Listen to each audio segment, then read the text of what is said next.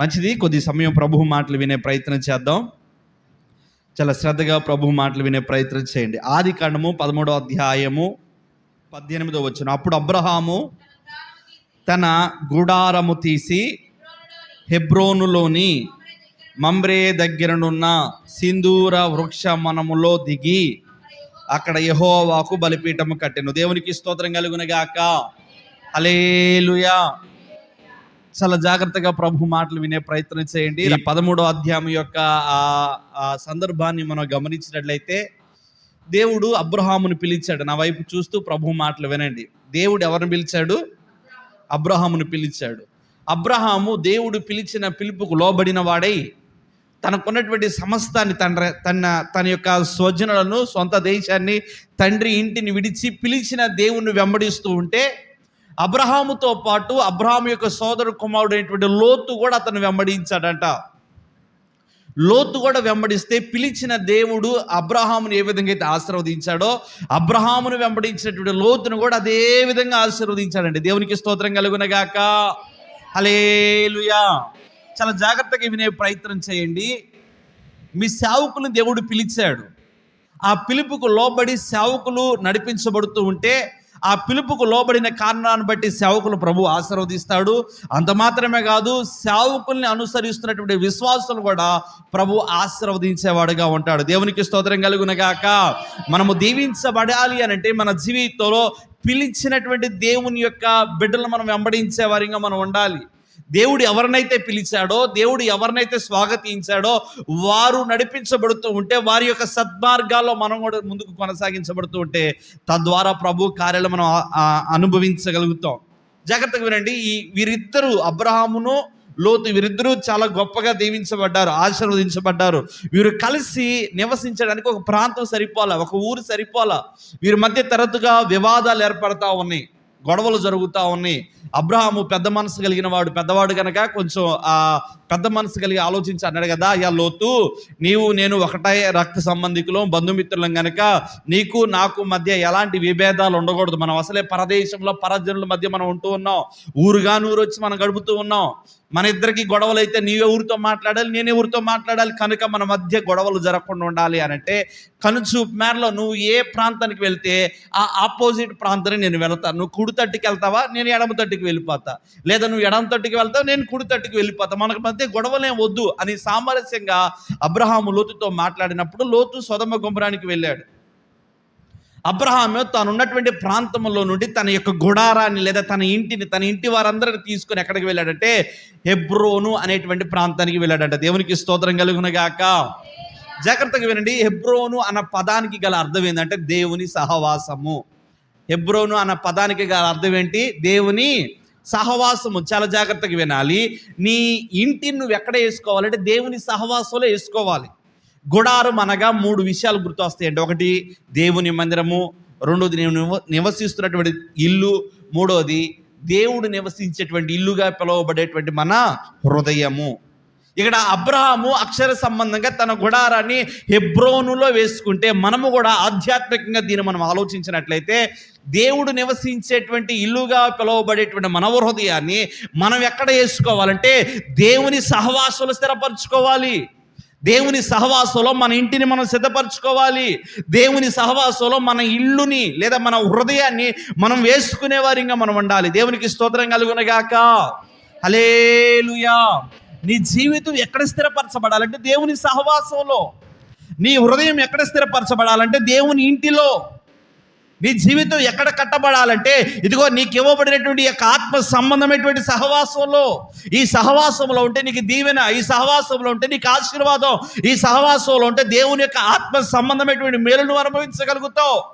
అందుకే అపోస్తలుల కార్యాలు 2వ అధ్యాయము 42వ వచన భాగంలో మనం గమనించినట్లయితే చూడండి, మీరు ఎడతెగక అపోస్తలుల బోధ యందును, వారి సహవాసం యందును, రొట్టె విరుచుట యందును, ప్రార్థన యందును మీరు ఎడతెగక ఉండండి. ఎడతెగక అంటే 1 రోజు లేదా 2 రోజులు కొనసాగించి ఆపేసేది కాదు ఈ సహవాసం. లేదా అవసరం తీరేంత వరకు కొనసాగించి అవసరం తీరిన తర్వాత వదిలిపెట్టేది కాదు ఈ సహవాసం. మీరు ఎడతెగక ఈ సహవాసంలో ఉండాలి. ఎడతెగక ఈ మందిరపు యొక్క క్రమంలో మీరు నడిపించబడాలి. మనకు ఒక సహవాసం ఉంది. ఆ సహవాసం పేరు యేసుక్రీస్తు ప్రార్థనా మందిరం. ఈ సహవాసంలో నువ్వు ఎడతెగకు నడిపించబడుతూ ఉండాలి.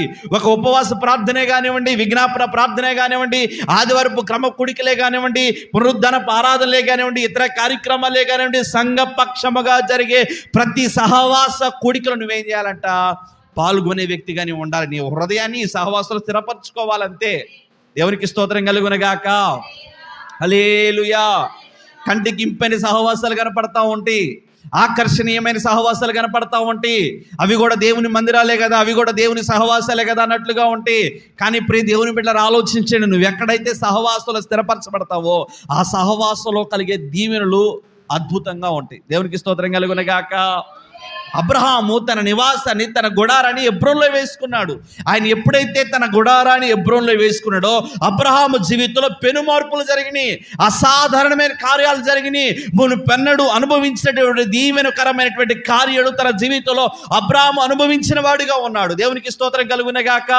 జాగ్రత్తగా వినండి, యేసుక్రీస్తు ప్రార్థనా మందిరం అనే సహవాసంలో నీ హృదయాన్ని స్థిరపరచుకోగలిగితే, నీ జీవితాన్ని స్థిరపరచుకోగలిగితే, నీ ఆలోచనలు స్థిరపరచుకోగలిగితే, ఈ సహవాసములో నీవు నివసించుటను బట్టి, ఈ సహవాసములో నీవు నడిపించబడుటను బట్టి, ఈ సహవాసంలో మీ ఆధ్యాత్మిక జీవితాన్ని కట్టుకున్నటను బట్టి, ఈ సహవాసము ద్వారా దేవుడు మీ జీవితంలో గొప్ప కార్యాలు చేసేవాడుగా ఉంటాడు. దేవునికి స్తోత్రం కలుగునగాక. హల్లెలూయా. మనం ఆయనతో సహవాసం చేసే అనుభవంలోకి రావాలి. నీ సహవాసం ఎవరితో ఉంది? నీ స్నేహం ఎవరితో ఉంది? బైబిల్లో కూడా కొంతమంది ఉన్నారండి, లోకాన్ని స్నేహించి దేవుని ఎదుట నుండి వెళ్ళిపోయి భ్రష్టులైన వారుగా ఉన్నారు. తప్పిపోయిన కుమారుడు ఒక అతను ఉన్నాడు. లోకాన్ని స్నేహించి తండ్రి దగ్గర రావాల్సినటువంటి ఆస్తిని తీసుకొని తండ్రి సహవాసానికి దూరం అయిపోయాడు, తండ్రి ఇంటికి దూరం అయిపోయాడు. ఆ ఇచ్చిన డబ్బులతో ఆ దుర్వ్యాపారాలకి, వ్యసనాలకు అలవాటు పడిన వాడుగా ఉన్నాడు. చివరికి లోకం అతన్ని ఏం చేసిందంటే భ్రష్టునిగా చేసేసింది. లోక స్నేహాలకు అలవాటు పడిపోయి తండ్రి ఇంటి నుంచి దూరం అయిపోయి చివరికి భ్రష్టుడైపోయాడు, లోక సహవాసాలకు అలవాటు పడుటను బట్టి. ఈరోజు నీ సహవాసం ఎవరితో? ప్రియ దేవుని బిడ్డలారా, అపోస్తలుడైన పౌలయ్య గారు మాట్లాడుతూ అంటాడు కదా, విశ్వాసికి అవిశ్వాసికి, దేవుని ఎరిగిన వారికి దేవుణ్ణి ఎరగని వారికి పొత్తు లేదంట. పొత్తు లేదంట. ఆ సహవాసం కలవదంట. ప్రియ దేవుని బిడ్డలారా, ఆలోచించండి, మనం ఎలాంటి సహవాసాల మధ్య నడిపించబడుతూ ఉన్నాం? మన స్నేహం ఎవరితో? మన సంబంధం ఎవరితో? మన కలయిక ఎవరితో? మన మాటలు ఎవరితో? ఎక్కడ నీ సహవాసం? ఎక్కడ నీ స్నేహం? ఎక్కడ నువ్వు స్థిరపరచబడాలి? ఆనాడు అబ్రహాము తన గుడారాన్ని హెబ్రోన్లో వేసుకున్నట్లుగా ఈరోజు మనము కూడా మన నివాసం అనేటువంటి మన హృదయాన్ని ఎక్కడ స్థిరపరచుకోవాలంటే దేవుని మందిర సహవాసంలో. దేవునికి స్తోత్రం కలుగునుగాక. హల్లెలూయా. మన ఆయన సహవాసంలో స్థిరపరచబడదుమగాక. ఆయన సహవాసంలో ఆయన రాకడ పర్యంతరం వరకు నడిపించబడదుమగాక. ఆయన సహవాసంలోనే మన ఆధ్యాత్మిక జీవితాన్ని కొనసాగించుదుమగాక. ప్రభు రాకడ పర్యంతరం వరకు ఆయన సహవాసంలోనే మనం నిలిచి ఉందుమగాక. హల్లెలూయా. హల్లెలూయా. ఈ సహవాసం తప్పించి మరి ఏ సహవాసం ఉండకూడదు. ఈ మందిరము సహవాసం తప్పించి మరి ఏ మందిర సహవాసం నీకు ఉండకూడదు. నీ ఇల్లు, నీ తండ్రి, నీ తల్లి, మొత్తం నీ సహవాసం అంతా, నీ స్నేహం అంతా ఇక్కడే ఉండాలి. ఎందుకంటే ఇక్కడ దొరికే దీవెనలు వేరుగా ఉంటాయి, ఇక్కడ దొరికేటువంటి ఆశీర్వాదాలు వేరుగా ఉంటాయి. ఇక్కడ నీ జీవితంలో స్థిరపరచుకున్నట్టును బట్టి, ఇక్కడ నీ జీవితాన్ని నడిపించుకున్నట్టును బట్టి నీ జీవితంలో ఒక గొప్ప పెను కార్యాలు దేవుడు చేస్తాడు. అసలు నువ్వు ఊహించని కార్యాలు, అసాధారణమైన కార్యాలు. మునుపు అబ్రహాము చూడండి, బేతేలుకును హాయికి మధ్య తన నివాసాన్ని ఏర్పరచుకున్నాడు. హాయి అనగా పాడు దెబ్బ. ఆ పాడు దెబ్బలో తను గడిపేవాడు, ఆ పాడు దెబ్బలో తన నివాసాన్ని నడిపించుకునేవాడు. ఆ పాడు దెబ్బలో ఉండుటను బట్టి ఎలాంటి ఆ ప్రత్యక్షతలకు దొరకలా. ఎప్పుడైతే ఆ పాడు దెబ్బ నుంచి విడిపించబడి హెబ్రోన్ అనే సహవాసంలో కలిశాడో, తన జీవితాన్ని దేవుడు ఆశీర్వాదకరంగా మార్చినట్లుగా నీవు కూడా లోకమనే పాడు దెబ్బ నుంచి వేరైపోయి, లోక సహవాసాలనే పాడు దెబ్బ నుంచి వేరైపోయి, లోక స్నేహాలనే పాడు దెబ్బ నుంచి వేరైపోయి నీ జీవితాన్ని, నీ స్నేహాన్ని, నీ సహవాసాన్ని యేసుక్రీస్తు ప్రార్థనా మందిర సహవాసంలో నువ్వు స్థిరపరచుకోగలిగితే, హెబ్రోను అనే దేవుని సహవాసంలో నువ్వు ఆ సంబంధము ఏర్పరచుకోగలిగితే, ఆ దేవుని సహవాసంలో నువ్వు రాగలిగితే, దేవుడు అబ్రహాముని ఏ విధంగా అయితే ఆశీర్వదించాడో నీ జీవితాన్ని కూడా అదే విధంగా ఆశీర్వదించేవాడిగా ఉంటాడు. దేవునికి స్తోత్రం కలుగునుగాక. హల్లెలూయా. సహవాసులు స్థిరులుగా ఉండాలండి. చంచలుగా మనం ఉండకూడదు. దెమన్స్కులుగా మనం ఉండకూడదు. వేషధరణ జీవితాన్ని మనం ఉండకూడదు. మనుషులు మెప్పించాలని ఆడకొద్ది రోజులు ఏడకొద్ది రోజులు ఆధ్యాత్మిక జీవితాన్ని కొనసాగించినట్లు అసలు ఎటు కాకుండా పోతాం మనం. భూమిలో నాటబడిన మొక్కను తీసుకెళ్ళి ఎడ బాగలేదని వేరే చోట నాటామనుకో, సరే ఎడ కూడా బాగలేదని వేరే చోట నాటామనుకోండి, అట్లా మొక్క ఎదగనివ్వకుండా ఆడకొద్ది రోజులు పెడితే ఆ మొక్క ఎదిగిద్ది అంటారా? చివరికి ఏమైంది? అది ఎండిపోద్ది, చచ్చిపోయేటువంటి పరిస్థితి. నీ ఆధ్యాత్మిక జీవితాన్ని కూడా మొదట నువ్వు స్థిరపరచబడినటువంటి ఆ సహవాసులో నువ్వు స్థాపించుకోలేకపోతే, నాటుకోలేకపోతే, కంటికి ఇంపుగా కనపడుతున్నాయని ప్రతి ఆ పొలంలోకి నువ్వు వెళ్ళి ఆడకొద్ది రోజులు నువ్వు నాటపడితే చివరికి ఆధ్యాత్మిక జీవితం ఎలా అయిపోద్ది అంటే మూడు బారిన జీవితంగా మారిపోద్ది, ఎండిపోద్ది. ఎలాంటి కార్యాలు పొందుకోలేవు. ప్రియ దేవుని బిడ్డలారా, ఆలోచించండి. ఈ సహవాసంలో మనం స్థిరపరచుకోవాలి. నీ హృదయం అనే గుడారాన్ని ఎక్కడ కట్టుకోవాలంట? హెబ్రోనులో అబ్రహాము తన నివాసాన్ని, తన గుడారాన్ని తీసుకెళ్ళి హెబ్రోన్లో వేసుకున్నాడు. అనగా దేవుని సహవాసంలో వేసుకున్నాడు. దేవుని సహవాసంలో వేసుకున్న నాటి నుండి ఆయన జీవితంలో ఎలాంటి కార్యాలు జరిగినాయో కొన్ని విషయాలు మీ ముందుకు తీసుకొచ్చి నా వాక్యాన్ని ముందుకు నడిపించే ప్రయత్నం చేస్తాను. చాలా జాగ్రత్తగా వినండి. చూడండి, 14వ అధ్యాయము, క్షమించండి 14వ అధ్యాయము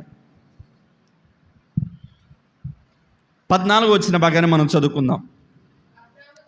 అబ్రహాము తన తమ్ముడు చెరపట్టబడినని విని తన ఇంట పుట్టి అలవర్చబడిన 318 మడుగురుని వెంట పెట్టుకొని దాను మట్టుకు ఆ రాజులను తరిమెను. అందరూ చెప్పండి, ఆ రాజులను తరిమెను. చాలా జాగ్రత్తగా వినండి. అబ్రహాము హెబ్రోన్ అనే దేవుని సహవాసంలో తన గుడారాన్ని నిలుపుకున్నాడు కదా. అతని సహోదరుడు కుమారుడు అయినటువంటి లోతేమో సొదొమ గొమొరానికి వెళ్ళాడు. ఈ సొదొమ గొమొరపు ఆ ప్రాంతాల మీదంట కొంతమంది రాజులు దండెత్తుకొని వచ్చారు. వారితో యుద్ధం చేయటం మాత్రమే కదా, ఆ సొదొమ గొమొరములో ఉన్నటువంటి ఆస్తినంతా తీసుకొని వెళ్ళిపోతా ఉన్నారు. అక్కడే ఉన్నటువంటి లోతు యొక్క ఆస్తి, లోతు యొక్క గొర్రెలు, లోతు యొక్క ఆ ఇంటి వారు, ఆడబిడ్డలందరినీ కూడా తీసుకొని వెళ్ళిపోతా ఉన్నారు. లోతుకి ఏమి లేదు, అక్కడ సర్వం కోల్పోతా ఉన్నాడు. ఏమందయ్యా లోతు అంటే, ఎవరో రాజులు వచ్చారు, నాకు కావలసింది కూడా తీసుకొని వెళ్ళిపోయారు.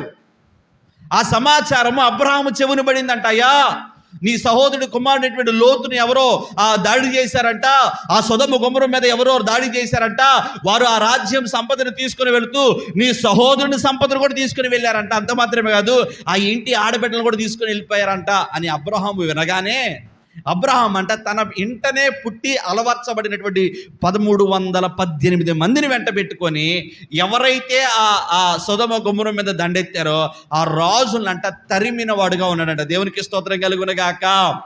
జాగ్రత్తగా వినండి. తరిమెను, ఆ శత్రువుల మీద జయము కలిగెను, ఆ శత్రువుల మీద విజయము కలిగెను, ఆ శత్రువులను ఓడించెను, ఆ శత్రువుల మీద నుంచి తిరిగి ఆ సంపదను పొందుకెను అని రాయబడి ఉంది కదా.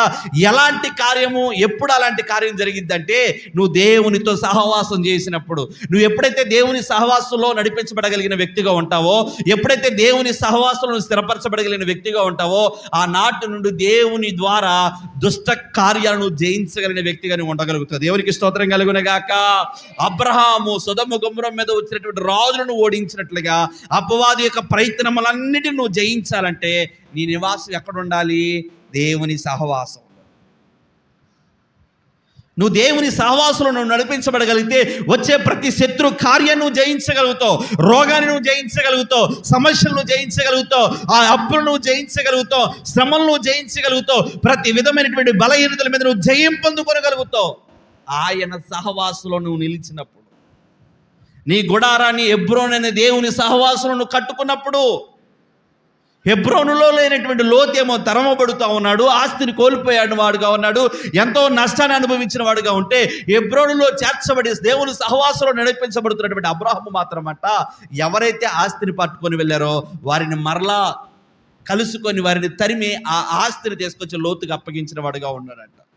దీన్ని బట్టి మనం గ్రహించగలిగిన విషయం ఏంటంటే, మన మనస్సును మన మనస్సు అనే హృదయం అనే పలకల మీద రాసుకోగలిగిన విషయం ఏంటంటే, నీవు దేవుని మందిరానికి రాగలిగితే, నువ్వు దేవుని మందిరపు సహవాసులను కలిసిపోగలిగితే, దేవుని మందిరపు సహవాసంలో నువ్వు ఏకమై ఉండగలిగితే, దేవుని మందిరపు సహవాసంలో నీవు సంబంధిగా నువ్వు ఉండగలిగితే, తద్వారా అపవాది యొక్క శత్రు కార్యాలన్నిటి మీద నీకేం కలిగిద్దంట? జయము కలిగిద్ది. రోగాన్ని తరమగలుగుతావు, అప్పులు నువ్వు తరమగలుగుతావు, కుటుంబ సమస్యలు నువ్వు తరమగలుగుతావు, అన్నిటి మీద విజయం కలిగిద్ది. దేవునికి స్తోత్రం కలుగునగాక. అందుకే యోబు గ్రంథంలో అంటాడు కదా, మీరు ఆయనతో సహవాసం చేయండి, అప్పుడు మీకేం కలిగిద్దంట? సమాధానము, అలాగుననే మేలు. నువ్వు దేవునితో సహవాసం చేయాలి. ప్రార్థన ద్వారా ఒక సహవాసం, వాక్య ధ్యానము ద్వారా ఒక సహవాసం, క్రమంగా మందిరానికి వచ్చుట ద్వారా ఒక సహవాసం. అబ్రహాముకి ఆ రాజును తరుముటకు ఉపయోగపడింది ఎవరంటే 318 మంది తన ఎంట పుట్టి అలవర్చబడినటువంటి వారు. ఈ మాటలు కొంచెం చాలా జాగ్రత్తగా వినాలి. తన ఎంట పుట్టి అలవర్చబడినటువంటి 318 మంది అబ్రహాము యొక్క విజయానికి కారకులయ్యారు. ఈ యేసుక్రీస్తు ప్రార్థనా మందిరం అనేటువంటి ఇంటిలో నీతో పాటు చాలామంది ఉన్నారు. వారందరూ నీ విజయానికి కారకులుగా మార్చబడతారు. సహవాసములో నువ్వు స్థిరపరచబడుటను బట్టి దేవునికి స్తోత్రం కలుగునగాక. హల్లెలూయా, హల్లెలూయా. ఈ ప్రార్థనా సహవాసం, నీ సహవాసంతో పాటు, నీ ప్రార్థనతో పాటు వారి ప్రార్థన కూడా నీ సహవాసానికి ఏకమైంది కనుక తద్వారా ప్రార్థన ద్వారా నువ్వు భీకరమైన కార్యాలను పొందుకొనగలుగుతావు. అబ్రహాము ఒక్కడే ఆ రాజులను జయించాడంటే లేదు, 318 మంది అవసరమయ్యారు. తన ఇంటే పుట్టి అలవర్చబడినటువంటి వారు అంటే ఆ సంఘములో ఉన్నవారే, ఆ ప్రార్థనా పరులే, ఆ విశ్వాసులే, ఆ పరిశుద్ధులే ఈ ప్రార్థనా పరుడైనటువంటి అబ్రహాముకి పనికి వచ్చారంట. దేవునికి స్తోత్రం కలుగునగాక. హల్లెలూయా. నీ జీవితంలో ఆత్మ సంబంధమైనటువంటి కార్యాలు, ఆ కార్యాలకు అడ్డొచ్చేటువంటి ప్రతి శత్రు కార్యం నువ్వు జయించాలంటే ఇదిగో ఈ సహవాసంలో చేరి ఉన్న పరిశుద్ధులే నీకు అవసరం అవుతారు. ఈ సహవాసంలో చేరి ఉన్నటువంటి పరిశుద్ధులే, ప్రార్థన పరులే నీకు అవసరం అవుతారు. ఈ సహవాసంలో వాక్యం ద్వారా పుట్టి పెరిగి మారు మనసు పొంది బాప్తిస్మ అనుభవంలో వచ్చినటువంటి ఆ ఎంట పుట్టినటువంటి వారే నీ విజయానికి కారకులు అవుతారు. దేవునికి స్తోత్రం కలుగునగాక. హల్లెలూయా. ఈ 318 మంది యొక్క సహకారం ఎలా వచ్చిందంటే ఇదిగో అబ్రాహాము ఆ సహవాసంలో స్థిరపరచబడుతున్న బట్టి, వారితో కలిసి నడిపించబడుతున్న బట్టి ఈరోజు నీవు కూడా దేవుని సన్నిధి అనే సహవాసంలో నువ్వు స్థిరపరచబడగలిగితే నీ మీదకు వచ్చే ఏ శత్రు కార్యాన్ని జయించుటకు నీతో పాటు నీ సంఘము కూడా తోడ్పడిద్ది అని చెప్పడానికి ఏమాత్రం సందేహం లేదు. ఎందుకంటే నీకు ఏ సమస్య వచ్చినా, నీకు రోగం వచ్చినా, అప్పు వచ్చినా, ఏడుపు వచ్చినా, కన్నీళ్ళు వచ్చినా, ఏదొచ్చినా నీతో పాటు ప్రార్థన తోడ్పాటును అందివ్వడానికి దేవుని సంఘం ఎప్పుడు ముందే ఉంటుంది. దేవునికి స్తోత్రం కలుగునగాక. హల్లెలూయా. ఈ సంఘం నీతో పాటు రావాలంటే మొదట నువ్వు సంఘంలో స్థిరపరచబడిన వ్యక్తిగా నీవు ఉండాలి, సంఘంలో నాటుకుపోయిన వ్యక్తిగా నీవు ఉండాలి, సంఘంలో పాతుకుపోయిన వ్యక్తిగా నీవు ఉండాలి, సంఘంలో పనిచేసేవారిగా మనం ఉండాలి, సంఘానికి మన యొక్క తోడ్పాటును మనం అందించేవారిగా మనం ఉండాలి. ఈ సహవాసంలో నువ్వు స్థిరపరచబడగలిగితే, ఈ సహవాసంలో నీ జీవితాన్ని స్థాపించుకోగలిగితే, ఈ సహవాసంలో నీ ఆధ్యాత్మిక జీవితాన్ని స్థిరపరచుకోగలిగితే, ఈ సహవాసము ద్వారా ఈ ఇంట పుట్టి అలవర్చబడినటువంటి వారి ద్వారా నువ్వు శత్రువులను జయించగలుగుతావు. ఆమేన్ చెప్పండి. నువ్వు రోగాలను జయించగలుగుతావు, అప్పులను జయించగలుగుతావు, ప్రతి కుటుంబ సమస్యలు జయించగలుగుతావు. అపవాది నిన్ను బలహీనపరచాలని తలపెట్టేటువంటి ప్రతి శత్రు కార్యాల మీద నువ్వు విజయాన్ని పొందుకొనగలుగుతావు ఎంట పుట్టి అలవర్చబడినటువంటి వారి ద్వారా. హల్లెలూయా, హల్లెలూయా. ప్రియ దేవుని బిడ్డలారా, ఒక్కడనే నా ప్రార్థన, నా విజయం అనుకోమాకండి. నీ ప్రార్థనకు తోడు పరిశుద్ధుల ప్రార్థనలు కూడా నీకు సహకారంగా ఉన్నాయి. కాబట్టి అన్ని విషయాల్లో దేవుని కృపను మనం అనుభవించగలుగుతా ఉన్నాం. హల్లెలూయా, హల్లెలూయా. రే దేవుని బిడ్డలారా, ఆలోచించండి. సహవాసంలో మనం స్థిరులుగా ఉండాలి. పాడు దెబ్బ అనేటువంటి ప్రాంతం నుండి ఆయన ఎక్కడికి చేర్చబడ్డాడంట? హెబ్రోను అనే సహవాసంలో. ఈరోజు నీ నీ నీ గుడారం ఎక్కడుందో ఆలోచించండి. నీ హృదయం అనే గుడారం. కొంతమంది వ్యసన పరులతో ఆ గుడారాన్ని స్థిరపరచుకుంటూ ఉంటారు. కొంతమంది ముసలమ్మ ముచ్చట్లు చెప్పేవారితో ఆ గుడారాలను వేసుకుంటూ ఉంటారు. కొంతమంది అయితే దుర్భాషలు మాట్లాడే బూతులు మాట్లాడేవారితో ఆ గుడారాలను వేసుకుంటూ ఉంటారు. కొంతమంది అయితే చేయకూడని బట్టి నీచమైన పనికిమాలిన కార్యాలు జరిగించే వారితో వాడు గుడారాలు వేసుకుంటూ ఉంటారు. అలాంటి పాడు దెబ్బలో నువ్వు ఉన్నంత కాలం నువ్వు దీవించబడవు. ఆ పాడు దిబ్బ నుంచి నువ్వు ఎప్పుడైతే విడిపించబడతావో, ఆ పాడు దిబ్బ నుంచి ఎప్పుడైతే నువ్వు దూరంగా రాగలుగుతావో, ఆ పాడు దిబ్బను అనగా లోకములో నుండి ఎప్పుడైతే దేవుని సహవాసంలో నువ్వు చేర్చబడతావో, అప్పుడే అపవాది యొక్క కార్యాల మీద నువ్వు జయం పొందుకోగలుగుతావు. దేవునికి స్తోత్రం కలుగునగాక. హల్లెలూయా. అపవాది తంత్రాలు అని అంటే ఏంటంటే రోగాలు, కుటుంబ సమస్యలు, భర్త మాట వినకపోవటం, చేయకూడదన్న పనులు చేయటం, పిల్లల మాట వినకపోవటం, ఇవన్నీ అపవాది తంత్రాలండి. నువ్వు ప్రార్థన చేస్తావు కానీ నీ బిడ్డలు ప్రార్థన చేయరు, వారిలో దెయ్యం దూరింది. తద్వారా ఎన్నో వ్యసనాలకు గురవుతారు, ఎన్నో సమస్యలకు గురవుతారు, ఎన్నో ఇబ్బందులకు గురవుతూ ఉంటారు. ఈ తంత్రాలను జయించలేక దేవుడు ఏం చేశాడు నాకు, నేను మందిరానికి వెళ్తా ఉన్నా కూడా దేవుడు నాకు ఏం చేయట్లేదు అని అంటాడు. కానీ వాస్తవాన్ని నువ్వు గమనించాను. నువ్వు మందిరానికి వస్తున్నావు కానీ సహవాసంలో స్థిరంగా లేవు. వాక్య సహవాసం లేదు, ప్రార్థన సహవాసం లేదు. దేవుని వాక్యం సెలవిస్తుంది కదా, ఎడతెగక సహవాసంలో వారు ఎలా ఉన్నారంట? పాలు పంపులు పొందుతూ ఉన్నారంట. ఎడతెగకి ఏది అనుభవం? ఏది? ఒక ఉపవాస ప్రార్థన వస్తే విజ్ఞాపన ప్రార్థన ఉండదు, విజ్ఞాపన ప్రార్థన ఉంటే ఆదివారపు ఆరాధన ఉండదు, ఆదివారపు ఆరాధన ఉంటే ప్రభు బల్లారాధనలో పాల్గొనలేం, ప్రభు బల్లారాధనకు వస్తే ఆ తర్వాత వచ్చే ఉపవాస అభిషేక ఆరాధనలో పాల్గొనేటువంటి పరిస్థితి. సహవాసం ద్వారా, ఈ పరిచర్య ద్వారా తలపెట్టేటువంటి ఏ కార్యక్రమాల్లో నువ్వు పాలు పంపులు పొందకపోతే నువ్వు దేవుని కార్యాలను నువ్వు ఎలా నీ జీవితంలో అనుభవించగలుగుతావు ఆలోచించండి.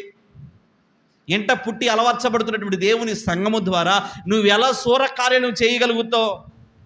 ప్రియ దేవుని బిడ్డలారా, మీరు దేవుని సహవాసంలో స్థిరపరచబడిన వారుగా ఉందురుగాక. ప్రతి శత్రు కార్యాల మీద జయం పొందుకొని నడిపించబడుదురుగాక. సాతాను తంత్రాలను గుర్తెరిగి యేసు నామములో వాటిని తరుముదురుగాక. ఆనాడు అబ్రహాము ఎలాగైతే సొదొమ గొమొర్రా మీద దాడి చేయటకు వచ్చినటువంటి రాజులను తరిమాడో, మన జీవితాల్లో కూడా సాతాను తంత్రాలను మనం తరిమే వారిగా మనం ఉండాలంటే నువ్వు దేవుని సహవాసంలో స్థిరంగా ఉండాలి. దేవుని సహవాసంలో స్థిరపరచబడిన వ్యక్తిగా నీవు ఉండాలి. భౌతికంగా ఇక్కడ ఈ సహవాసంలో సమకూర్చబడినటువంటి వ్యక్తుల్లో కొన్ని లోపాలు మనం గుర్తెరిగి ఉంటావేమో. నాలో మీకు తెలిసిన కొన్ని లోపాలు ఉంటాయి, నాకు మీకు తెలిసిన కొన్ని లోపాలు ఉంటాయి. ఆ లోపాన్ని బట్టి వారు ప్రార్థన చేస్తే దేవుడే వింటాడు అని చెప్పేసి అనుకొని ఆ పరిస్థితులు మనం తక్కువ చేసేవారు ఇంక ఉండకూడదు. సంఘము పరిశుద్ధమైంది, సంఘం మహిమ కలిగింది. ఈ సంఘం అంతా ఏకంగా కూడి ప్రార్థన చేసి దాని ఎదుట పాతాళ లోక ద్వారాలేవి నిలబడలేవు. నీ బిడ్డల క్షేమానికి, నీ ఇంటి క్షేమానికి, నీ పని బాటలకి ఈ సంఘం యొక్క తోడ్పాటు కూడా అవసరం. ఈ సహవాసంలో స్థిరపరచబడాలి. ఎందుకంటే ఈ సహవాసంలో ఉన్న వారందరికీ వారి యొక్క వ్యక్తిగత సమస్యలు అందరూ తెలుసు. ఇప్పుడు నేనున్నాను, నాకు మీ అందరి గురించి తెలుసు, మీ అందరికీ నా గురించి తెలుసు. ఇప్పుడు శివమ్మ గారు ఉన్నారు, కొట్టి శివమ్మ గారు ఉన్నారు. ఆమెను గురించినటువంటి పేరు, ఆమెను గురించినటువంటి పరిచయం, ఆమెను గురించినటువంటి పరిస్థితులన్నీ ఇక్కడ ఉన్న వారందరికీ తెలుసు, లేదా ఇక్కడ ఉన్న వారందరి గురించి కూడా ఆమెకు తెలుసు. ఈ సహవాసంలో స్థిరపరచబడుటను బట్టి ఆమె ప్రార్థన చేసుకున్నప్పుడు మీ అందరి గురించి ప్రార్థన చేసే అవకాశం ఉంటుంది, లేదా మీ అందరూ ఆమె గురించి ఎరుగుతున్న బట్టి మీ ప్రార్థనలు ఆమె జ్ఞాపకం చేసుకునే అవకాశం ఉంటుంది. ఎక్కడో తెలియని సహవాసంలోకి వెళితే వాళ్ళ గురించి నువ్వేం ప్రార్థన చేస్తావు, వాళ్ళు నీ గురించి ఏం ప్రార్థన చేస్తారో ఆలోచించండి. నా మాటలు అర్థమవుతున్నా? దేవునికి స్తోత్రం చెప్పండి. సహవాసంలో స్థిరంగా ఉండాలి మనం. ఈ సహవాసం ద్వారా నువ్వు శత్రు కార్యాలను జయించగలుగుతావు. ఈ సహవాసం ద్వారా శత్రువులు నువ్వు తరిమే వ్యక్తిగా నువ్వు ఉండగలుగుతావు. దేవునికి స్తోత్రం కలుగునగాక. వినండి, అబ్రహాం అంటండి అలాగును వెళ్ళి ఆ శత్రువులందరిని తరిమి వారి ఆస్తిని అంతా తీసుకుని వచ్చి మరలా లోతు ఆస్తికి ఏదైతే ఉందో ఆ లోతు ఆస్తిని లోతుకి పంచిపెట్టిన వాడుగా ఉన్నాడు. చదవండి 15 వచనం. రాత్రి వేళ అతడును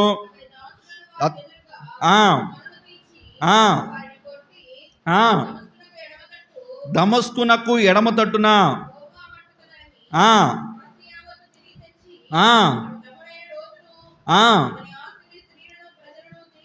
ఇదిగోండి, ఆస్తి ఎంత తిరిగి తెచ్చి తన తమ్ముడైన లోతును, తన ఆస్తిని, స్త్రీలను, ప్రజలను తీసుకొని వచ్చాను. దేవునికి స్తోత్రం కలుగును గాక.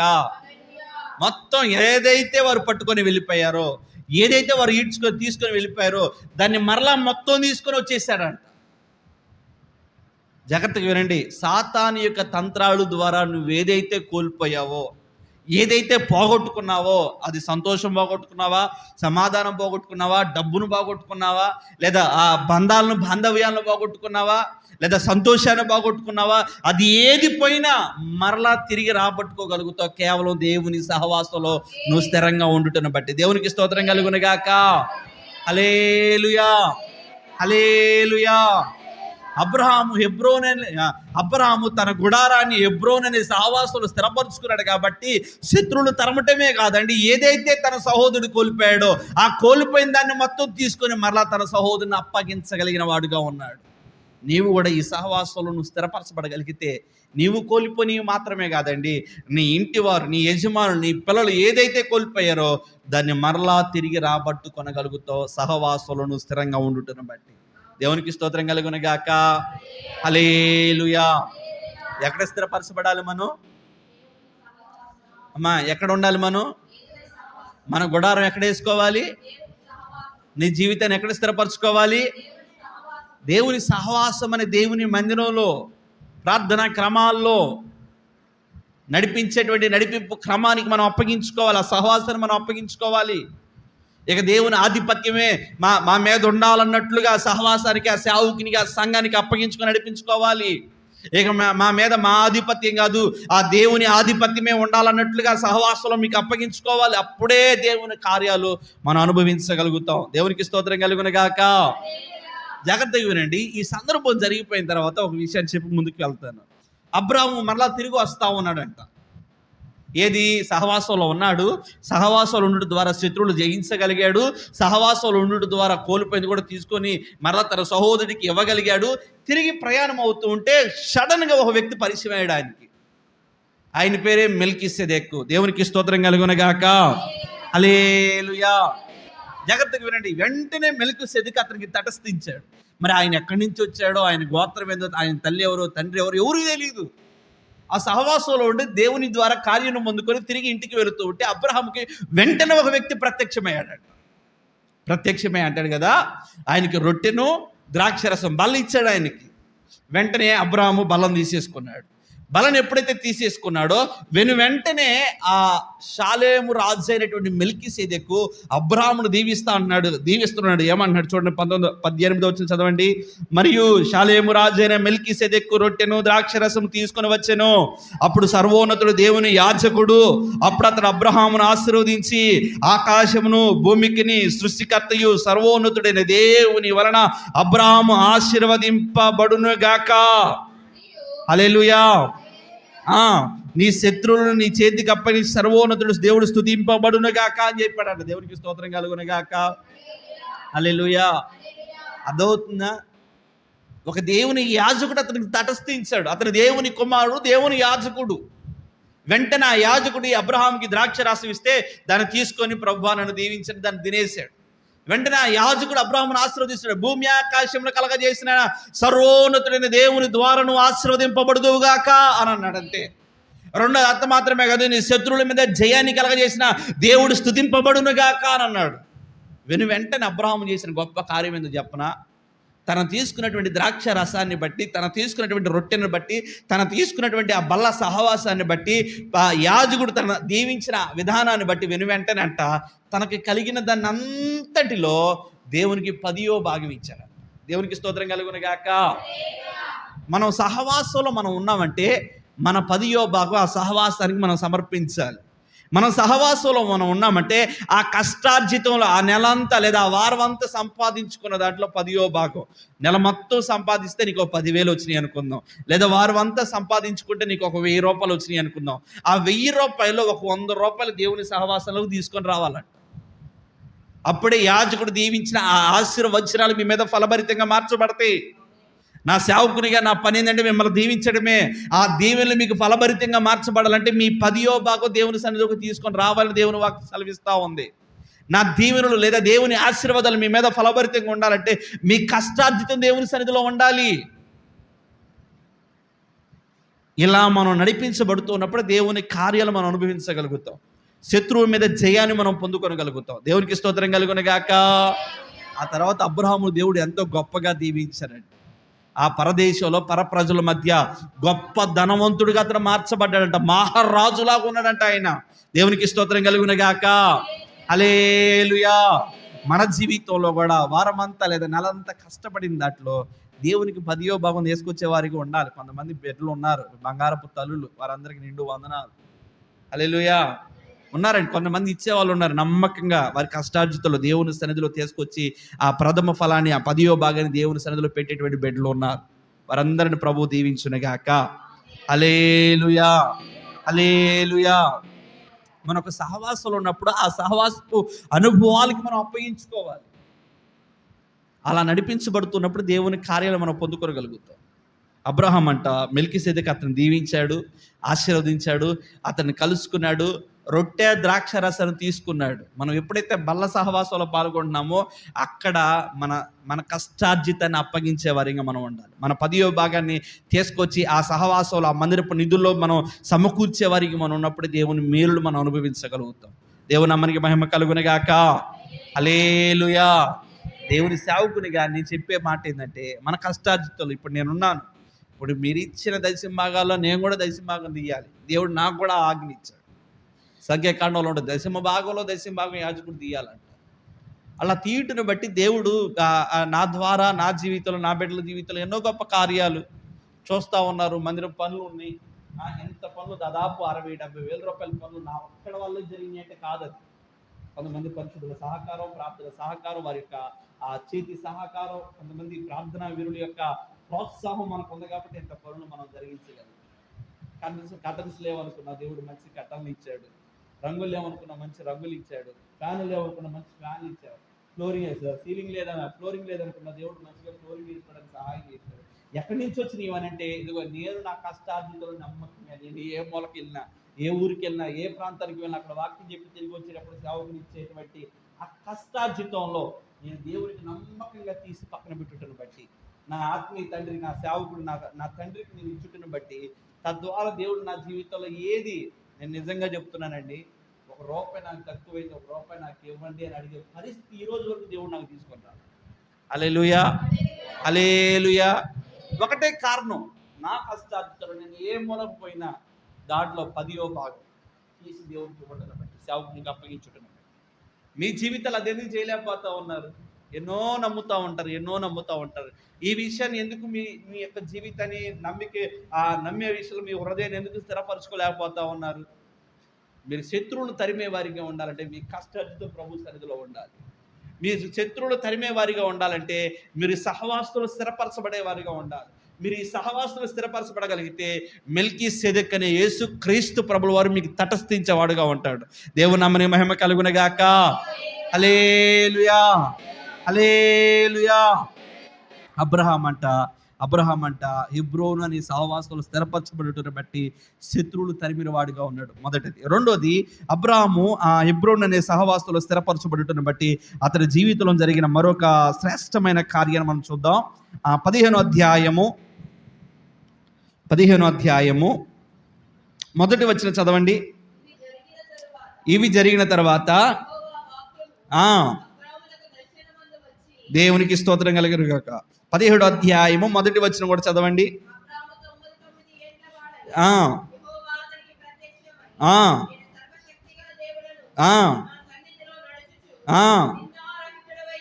దేవునికి స్తోత్రం కలుగునుగాక. 18వ అధ్యాయం మొదటి వచనం కూడా చదవండి.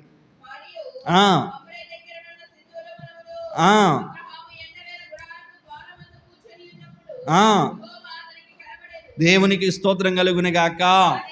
జాగ్రత్తగా వినండి. ఈ 3 వచనాల్లో దేవుడు దర్శనమిచ్చెను, ప్రత్యక్షమాయను, కనబడెను అన్న పదాలు మనం చూడగలుగుతాం. దేవుడు ఎప్పుడు కనపడతాడు ఒక మానవుడి కంటే, ఆ మానవుడు దేవుని సహవాసంలో స్థిరపరచబడినప్పుడు. నువ్వు ఆయన అడుగు జాడల్లో లేకపోతే, నువ్వు ఆయన సహవాసంలో లేకపోతే ఆయన ఎక్కడ కనపడతాడు నీకు? ఇప్పుడు మీరున్నారు, అమ్మ వినండి, మీరున్నారు, నేను మీకు ఫోన్ చేస్తున్నా, ఈ నా ఫోన్ మీకు కనెక్ట్ అవ్వాలంటే ఆ సిగ్నల్లో మీరు ఉండాలా. సిగ్నల్లో లేకుండా ఏడో అడవుల్లో, తొప్పల్లో, ఎడారుల్లో తిరిగారనుకోండి, సిగ్నల్ కలిసిద్దా? ఏమ్మా, కొన్ని ప్రాంతాలకు వెళ్తాం మనం, అక్కడ ఏమంటది కవరేజ్ ఏరియాలో లేరు అని అంటది. అంటే ఏంది, ఆ సిగ్నల్ అందే ప్రాంతాల్లో లేరు అంట వాళ్ళు. అందుకని ఫోన్ ఏమవ్వదు, మాట్లాడటానికి కుదరదు. ఫోన్ కలవదు, మాట్లాడటానికి కుదరదు. ఎందుకు? వారు కవరేజ్ ఏరియాలో లేరు. అదే నువ్వు కవరేజ్ ఏరియాలో నువ్వు ఉన్నావు అనుకోండి, అమ్మా వినండి, కవరేజ్ ఏరియాలో నువ్వు ఉన్నావు అనుకోండి, ఆ ఫోన్ ఏమైద్ది, కలిసిద్ది, మాట్లాడుకుంటాం, యోగక్షేమాలు మనం తెలుసుకుంటాం. ఇప్పుడు దేవుని సహవాసం అనే కవరేజ్ ఏరియాలో నువ్వు ఉండాలా. నువ్వు ఉంటే దేవుని స్వరం వినబడిద్ది, నువ్వు ఉంటేనే దేవుని ప్రత్యక్షతలు కనబడతాయి, నువ్వు ఉంటేనే దేవుడు నీకు కనబడేవాడుగా ఉంటాడు. ఈ కవరేజ్ ఏరియా అనే దేవుని సహవాసం నువ్వు ఎప్పుడు స్థిరపరచబడాలా. దేవునికి స్తోత్రం కలుగునగాక. అబ్రాహాము తన ఆ గడారాన్ని హెబ్రోన్ అనే సహవాసాలు స్థిరపరచుకున్నాడు కాబట్టి 15 అధ్యాయంలో ప్రభువు కనపడ్డాడు, 17వ వచనంలో 17వ అధ్యాయంలో కూడా ప్రభువు కనపడ్డాడు, 18వ వచనంలో కూడా ప్రభువు కనపడిన వాడుగా ఉన్నాడు. కనబడి ఏం చేస్తా ఉన్నాడంటే, కనబడిన ప్రతిసారి ప్రభు అతనితో మాట్లాడుతూ ఉన్నాడు. ప్రభు స్వరం మీరు వినాలన్నా, ప్రభు దర్శనం మీరు చూడాలన్నా, మీరు హెబ్రోన్ అనే చూడండి, ఆ సహవాసంలో మీరు స్థిరులుగా ఉండాలి. ఈ సహవాసంలో మీరు ఉన్నప్పుడే దేవుని కార్యాలు గొప్పగా మీరు అనుభవించగలుగుతూ ఉంటారు. అబ్రహాం జీవితంలో చేసిన కార్యాలు సామాన్యమైన కార్యాలండి అవి.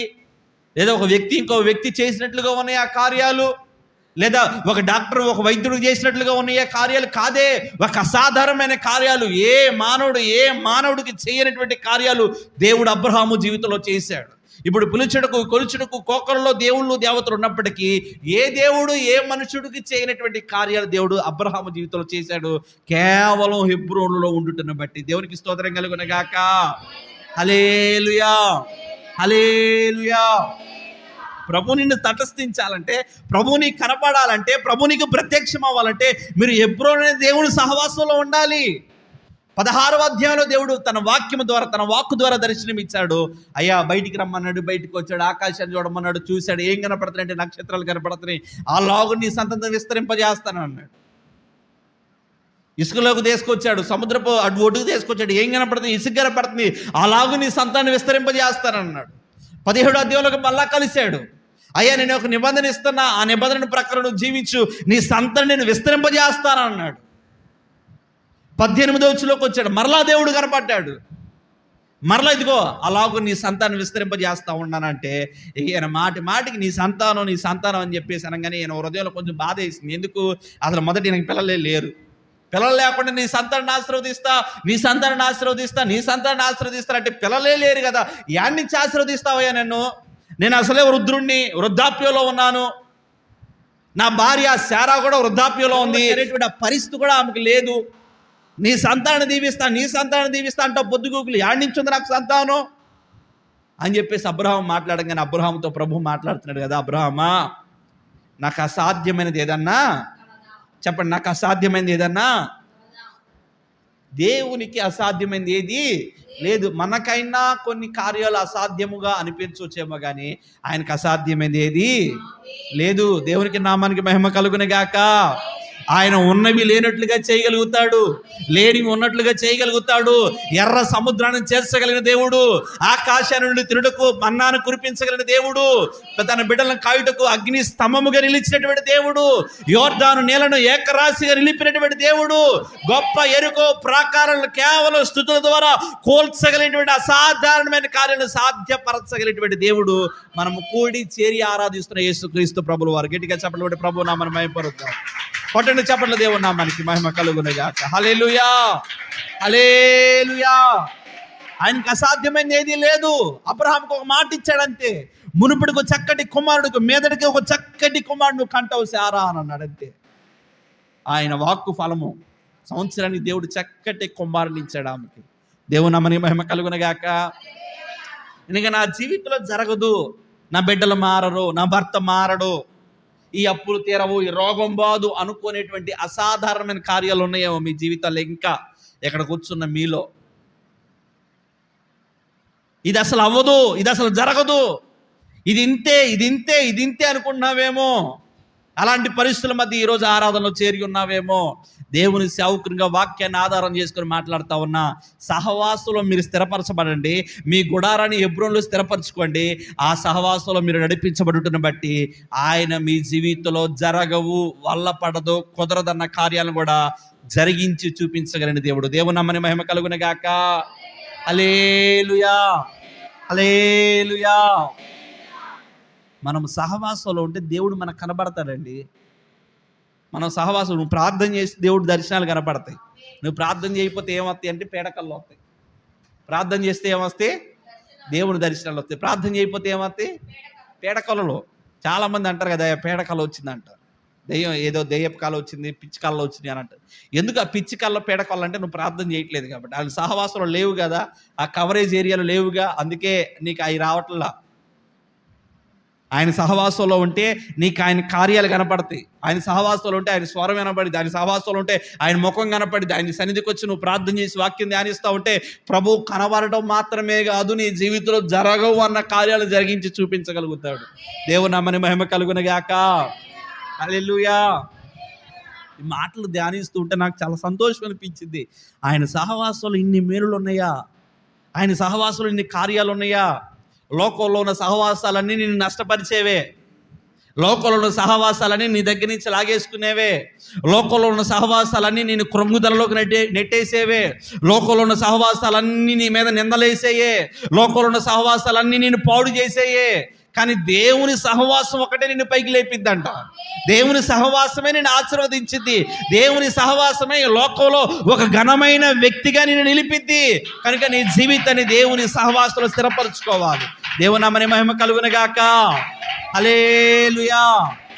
అబ్రాహాము ఆ సహవాసంలో ఉన్నాడు కాబట్టి, అబ్రాహాము ఆ సహవాసంలో నడిపించబడుతూ ఉన్నాడు కాబట్టి, తన వయసుతో సంబంధం లేకుండా, తన పరిస్థితితో సంబంధం లేకుండా దేవుడు ఆ నిండు వృద్ధాప్యములో ఒక చక్కటి కుమారుని ఇచ్చాడు. హల్లెలూయా, హల్లెలూయా. మీరు నమ్మండి, విశ్వసించండి. నేను ఆరాధిస్తున్న దేవుడు గొప్ప కార్యాలు చేస్తాడు. మీరు నమ్మి సహవాసంలో సమకూర్చబడుతూ ఉండండి. క్రమాల్లో ఏకమవుతూ ఉండండి. క్రమాల్లో సాధ్యమైనంత వరకు పాల్గొంటూ ఉండండి. తద్వారా మీరు వెంబడిస్తూ ఉండగానే, సహవాసాలకు వస్తూ ఉండగానే ఇక జరగవు, ఇక వల్ల పడదన్న కార్యాలు కూడా నీ జీవితంలో చేయగలిగిన సమర్థవంతుడు నేను ప్రకటిస్తున్న యేసుక్రీస్తు ప్రభుల వారు. హల్లెలూయా, హల్లెలూయా. నమ్మండి. ఆయన అసాధారణమైన కార్యాలు, అసాధారణమైన కార్యాలు, అసాధారణమైన కార్యాలు, ఎన్నో అసాధారణమైన కార్యాలు చేయగలుగుతాడు ఆయన. దేవుని నామమున మహిమ కలుగును గాక. హల్లెలూయా. పిల్లలు పుట్టే విషయంలో, గర్భఫలం వచ్చే విషయంలో దేవుడు ఎన్నో అసాధారణమైన కార్యాలండి. పాస్టర్ గారు ఆశ్రయ కడుపులో ఉన్నప్పుడు చాలామంది అన్నారు కదా, అటు పాస్టర్ గారి తరపు నుంచి కూడా ఫస్ట్ అమ్మాయే పుట్టింది, ఇటు మీ తరపు నుంచి కూడా ఫస్ట్ అమ్మాయే పుట్టింది, పైగా నీకు వాంతులు అవుతుంది, ఖచ్చితంగా నీకు అమ్మాయే పుడతారని అన్నారంట. నేను ప్రార్థన చేసుకుంటే దేవుడు నాకు చక్కటి అబ్బాయిని చూపెట్టాడు. మగ కుమారుడు పుడతాడని దేవుడు చెప్పాడు నాకు. అందరూ అమ్మాయి అమ్మాయి అన్నాక ఏం పర్లేదు, దేవుడు నాకు అబ్బాయిని చూపెట్టాడు, దేవుడు నాకు అబ్బాయి అనేసి. ఒకవేళ అదే చాలు అనుకుందాం, ఒకవేళ అదే క్రమం అనుకుందాం. నా దేవుడు ఆ క్రమాలను కూడా తారుమారు చేయగలిగిన వాడని విశ్వసించాను కాబట్టి ఒక చక్కటి కుమారుడిని దేవుడు నాకు ఇచ్చాడు. చక్కటి కుమారుడిని ఇచ్చాడు దేవుడు. ఆ తర్వాత అబ్బాయి పుట్టిన తర్వాత నేను అమ్మాయి కోసం ప్రార్థన చేసుకుంటే దేవుడు చక్కటి అమ్మాయిని చూపెట్టాడు నాకు. ఎట్లా నేను ప్రార్థన చేసుకుంటే నాకు ఆ ప్రార్థనలో ఒక దర్శనం ఏంటిది, నేను పాస్టర్ గారు కని లోపల ఉన్నారు, పాస్టర్ గారు వాళ్ళ అమ్మగారు పాస్టర్ గారి దగ్గర ఉన్నారు, తల్లి బిడ్డలు ఇద్దరు అక్కడ ఉన్నారు. వాళ్ళ అమ్మాయిని అంటే ఆ పుట్టిన పిల్లని మాత్రం సత్యవాణి తాలూకా అని చెప్పేసి చేతిలో తీసుకొస్తుంటే నేనే అని చెప్పేసి వెళ్ళి పట్టుకున్నానంట. నా పుట్టిన తర్వాత నా చేతిలోనే పెట్టారంట ఆ పిల్లని. నాకు అది కనపడింది, నాకు అదొక దర్శనం కనపడింది ప్రార్థనలో. యాస్టీజ్గా అండి, మీరు నమ్మండి. పాస్టర్ గారు కూడా సాక్ష్యము. పాస్టర్ గారు వాళ్ళ తల్లి గారు వారిద్దరూ వేరే గదిలో ఉన్నారు. ఆ చిన్న బిడ్డను వేసుకొని వచ్చి సత్యవాణి తాలూకు ఎవరని అంటే నేనని లేను, ఆ పిల్లని నా చేతులు పెట్టంగా నా కళ్ళమ్మ నీళ్ళే తక్కువ. ఎందుకంటే ఆ రోజు ప్రార్థనలు నేను ఏదైతే చూశానో అదే ఈరోజు నెరవేరింది నా జీవితంలో. దేవుని నామమున మహిమ కలుగును గాక. హల్లెలూయా. చక్కటి అమ్మాయి, ఆ అమ్మాయి నా చేతిలో కనపడ్డాడు ప్రార్థనలో. అదే దేవుడు నెరవేర్చాడు. నా చేతిలో ఒక చక్కటి పాప, ఆ పాప నా చేతిలో పెట్టాడు దేవుడు అండి. అసాధారణమైన కార్యాలు.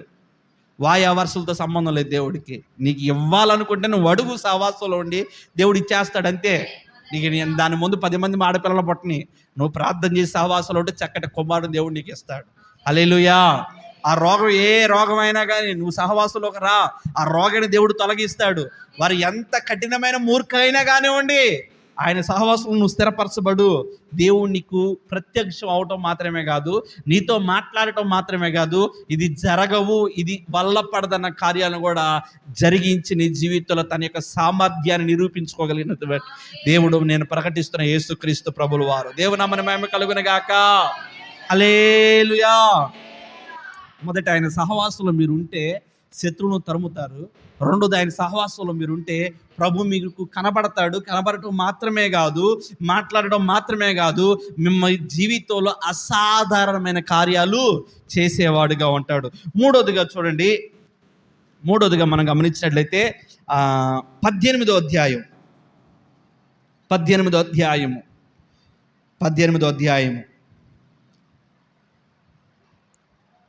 27వ వచనం చదవండి.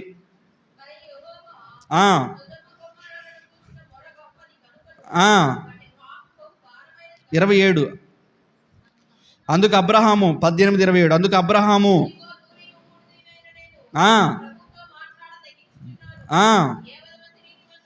ఇదిగో ఏమన్నాడంటే అబ్రహాము, వినండి, నేను బూడిదను ధూళినై ఉన్నాను, నేను నీతో మాట్లాడ తెగించును. 50 మంది నీతిమంతులు ఉంటే 5 తక్కువైతే ఆ 45 మంది నువ్వు కాపాడగలుగుతావంటే నేను కాపాడతానయ్యా అని అన్నాడు. అయ్యా నేను మరలా సాహసం చేసి మాట్లాడుతాను, 45 కన్నా ఇంకొంచెం తక్కువ మంది ఉన్నారంటే కాపాడతావంటే కాపాడతానన్నాడు. అయ్యా ఇంకా నేను సాహసం చేసి మాట్లాడుతా ఉన్నా, ఇక ఆఖరిగా మాట్లాడుతాను, తెగించి మాట్లాడుతున్నా, ఆ 45 మంది కన్నా ఇంకా తక్కువగా ఉన్నా కూడా నువ్వు కాపాడతావంటే కాపాడతాను అబ్రహాము అని అన్నాడు. అంటే అబ్రహాము ఏదైతే అడుగుతున్నాడో వాటన్నిటికీ దేవుడు ఓకే అన్నాడు అంతే. ఆయన మనవి చేసుకున్న వాటన్నిటికీ దేవుడు బదులిస్తూ ఉన్నాడు. ఆయన మనవి చేసుకున్న వాటన్నిటికీ దేవుడు ప్రత్యుత్తరం ఇస్తూ ఉన్నాడు. ఆయన ఏదైతే ప్రభు ఎదుట విజ్ఞాపన చేస్తూ ఉన్నాడో, ప్రభు ఎదుట ప్రార్థన చేస్తూ ఉన్నాడో వాటన్నిటిని ఎస్ ఇచ్చేస్తా, చేసేస్తా, అలానే జరిగిస్తా అన్నట్లుగా అబ్రహాము జీవితంలో దేవుడు కార్యాలు జరిగించాడు. కేవలం సహవాసంలో స్థిరంగా ఉండటం బట్టి దేవుని నామమున మహిమ కలుగునుగాక. ఈ సహవాసంలో ఉండి, ఈ క్రమంలో ఉండి, ఈ నడిపింపుకు అప్పగించుకొని ఇక్కడ కూడి చేరి ప్రార్థన చేసే ప్రతి ప్రార్థనకు దేవుడు మీకు బదులిస్తాడంట. దేవుని నామమున మహిమ కలుగునుగాక. ప్రతి ప్రార్థనకు దేవుడు మీ కార్యాలు, మీ జీవితంలో దేవుడు తన కార్యాలు జరిగిస్తాడు. ఇక్కడ మాత్రమే కదండి, తర్వాత 17వ అధ్యాయంలో కూడా ఇష్మాయేలు గురించి కూడా ప్రార్థన చేస్తాడు ఆయన. చదవండి, 18వ వచనం చదవండి. అబ్రహాము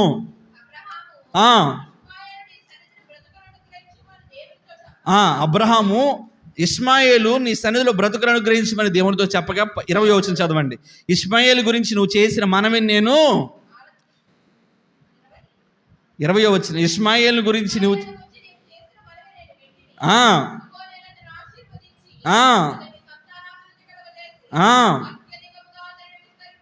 దేవునికి స్తోత్రం కలుగునుగాక. ఇష్మాయేలు అని అబ్రహాము యొక్క దాసి అయిన హాగరు కుమారుడు. తెలుసో తెలియక నేను తప్పు చేశానయ్యా, శారా మాట విని ఆగరని వివాహం చేసుకున్నాను, తద్వారా కుమారుడు పుట్టాడు, వాడిని ఒంటరిగా వదిలిపెట్టడం బాగుండదయ్యా, శారా చూస్తేనే ఆమెను తరివేయమని అంటుంది. మరి ఏం చేయాలి ప్రభా, చిన్నపిల్లోడు ఇష్మాయేలు పరిస్థితి ఏంటయ్యా, ఇష్మాయేలు విషయంలో నువ్వు కొంచెం జాలిపడయ్యా, ఇష్మాయేల్ని కొంచెం నువ్వు పట్టించుకోయా అని ఇష్మాయేలు గురించి అబ్రహాం ప్రార్థన చేస్తా ఉంటే అబ్రహాంతో దేవుడు మాట్లాడుతున్నాడు. అబ్రహాము, ఇష్మాయేలు గురించి నువ్వు చేసిన మొర నేను విన్నాను. ఇదిగో అతడు కూడా దీవించబడతాడు, అతడు కూడా ఆశీర్వదించబడతాడని ఇష్మాయేలు గురించి చేసిన ప్రార్థన ప్రభు విన్నాడు. ఇక్కడ కూడా లోతు గురించి, లోతు కుటుంబీకుల గురించి మొరపెడతా ఉన్నాడు. ఆ మొరను కూడా దేవుడు ఆలకించాడు. దీన్ని బట్టి మనం ఆలోచించాల్సిన విషయం ఏంటంటే, నువ్వు ఈ సహవాసములో ఉండి నువ్వు ప్రార్థన చేస్తే, వినమ్మా నేను ముగిస్తున్నాను, ఈ సహవాసంలో ఉండి నువ్వు ప్రార్థన చేస్తే, ఈ నడిపింపులో నువ్వు ఉండి నువ్వు ప్రార్థన చేస్తే, నువ్వు ఏ ప్రార్థన చేసినా ఆ ప్రార్థన ఆలకించి తద్వారా భీకరమైన కార్యాలు దేవుడు జరిగిస్తాడు. దేవుని నామమున మహిమ కలుగునుగాక. నువ్వు ఎవరి కోసమైతే ఈ సహవాసంలో చేరి ప్రార్థన చేస్తున్నావో, ఒకవేళ నీ ఇంటి యజమాని కొరకు ప్రార్థన చేస్తున్నావా, లేదా నీ నీ కుమారుల కొరకు ప్రార్థన చేస్తున్నావా, నీ కోడళ్ళ కొరకు, నీ అల్లుళ్ళ కొరకు, లేదా నీ కుమార్తెల కొరకు నువ్వు ప్రార్థన చేస్తున్నావా, ఈ సహవాసంలో చేరి నువ్వు ఎవరి కోసమైతే ప్రార్థన చేస్తావో వారిని ప్రభు జ్ఞాపకం తెచ్చుకొని దీవించేవాడుగా ఉంటాడు. దేవుని నామమున మహిమ కలుగునుగాక. హల్లెలూయా. నువ్వు దేనికోసం ప్రార్థన చేసినా ఆ ప్రార్థనలో దేవుని కార్యాలను అనుభవించాలి అని అంటే నువ్వు మొదట సహవాసంలో ఉండాలి. సౌలుకి ఆ సహవాసం లేదు, అందుకే ప్రార్థన చేస్తున్నా ప్రభువు ఆలకించట్లా. ఈరోజు నీ సహవాసం ఉందా? నువ్వు దేవునితో సహవాసం కలిగిన వ్యక్తిగా ఉంటే నువ్వు చేసే ప్రతి ప్రార్థన ప్రభు ఆలకిస్తాడు. అవును, ఓకే, ఆమేన్, ఇచ్చేస్తా, చేసేస్తా, జరిగిచ్చేస్తా, మాట్లాడతా, వారిని తీసుకొని వస్తా అన్నట్లుగా ప్రతి విషయంలో దేవుడు తన కార్యాలను నిరూపించుకోగలుగుతాడు ఆయన సహవాసంలో నువ్వు ఉండగలిగితే. మరి ఈరోజు నువ్వు ఆయన సహవాసంలో నడిపించబడగలుగుతున్నావా? బిగ్గరగా రెండు చేతులు అయితే దేవునికి స్తోత్రం చెప్పండి. హల్లెలూయా, హల్లెలూయా. ప్రియ దేవుని బిడ్డలారా, ఆలకించడం ఆయన సహవాసంలో ఉండే కార్యాలు చాలా గొప్పవండి.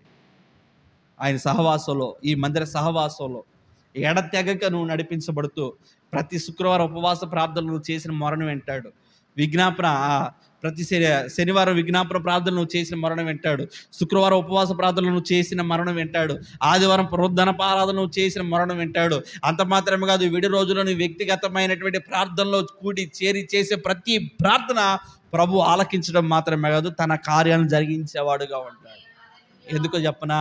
నీవు దేవుని సహవాసంలో ఉన్నావు కదా, దేవుని సహవాసంలో నువ్వు స్థిరపరచబడ్డావు కదా. చూడండి ఎన్ని గొప్ప కార్యాలు. నువ్వు ఆయన సహవాసంలో ఉంటే మొదట సాతాను తంత్రాలను నువ్వు జయించగలుగుతావు. రెండోది, ఆయన సహవాసంలో ఉంటే ఆయన దర్శనాలు కనబడటం మాత్రమే కదా, అసాధారణమైన కార్యాలు చేస్తాడు. మూడోది, ఆయన సహవాసంలో ఉంటే నీ ప్రార్థన దేవుడు వింటాడు.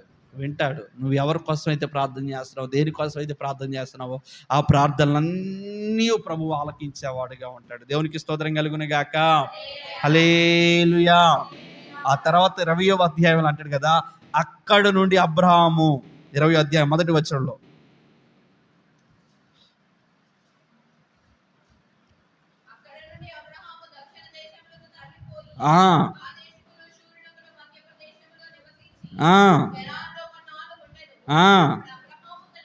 చాలండి. ఎక్కడ నుండి వెళ్ళిపోయాడంట ఆయన? హెబ్రోను నుండి వెళ్ళిపోయి వేరే కాదేశ అరణ్యానికి వెళ్ళిపోయాడు. హెబ్రోనులో ఉన్నంత కాలము అతడికి దేవుడు జయాన్ని కలగజేశాడు. హెబ్రోన్లో ఉన్నంత కాలము అతడి మరణం ప్రభు ఆలకించిన వాడుగా ఉన్నాడు. హెబ్రోన్లో ఉన్నంత కాలము అతడికి ప్రభు కనబడడం మాత్రమే కాదు, ఒక అసాధారణమైన కార్యాలు దేవుడు చేసుకుంటూ వచ్చాడు. దేవుడు నామమునకు మహిమ కలుగును గాక. 20వ అధ్యాయంలో అక్కడి నుంచి లేచి వెళ్ళిపోయాడంటే ఆ సహవాసంలో ఉన్నంత వరకు, ఆ సహవాసంలో నడిపించబడుతున్నంత వరకు దేవుని యొక్క భీకరమైన కార్యాలు అతడు అనుభవించాడు. నీ జీవితంలో కూడా అలాంటి భీకరమైన కార్యాలను జరిగించాలంటే నువ్వు దేవుని సహవాసంలో స్థిరంగా ఉండాలి. నీకు ఇవ్వబడినటువంటి సేవకుని సహవాసంలో, నీ సంఘ సహవాసంలో, ఎంట పుట్టి అలవర్చబడినటువంటి వ్యక్తుల సహవాసులలో నువ్వు నడిపించబడుతూ ఉంటే దేవుని యొక్క కార్యాలను అనుభవించగలుగుతావు. అలాంటి సహవాసంలో స్థిరంగా నడిపించబడేటువంటి భాగ్యం దేవుడు మనందరికీ అనుగ్రహించునుగాక.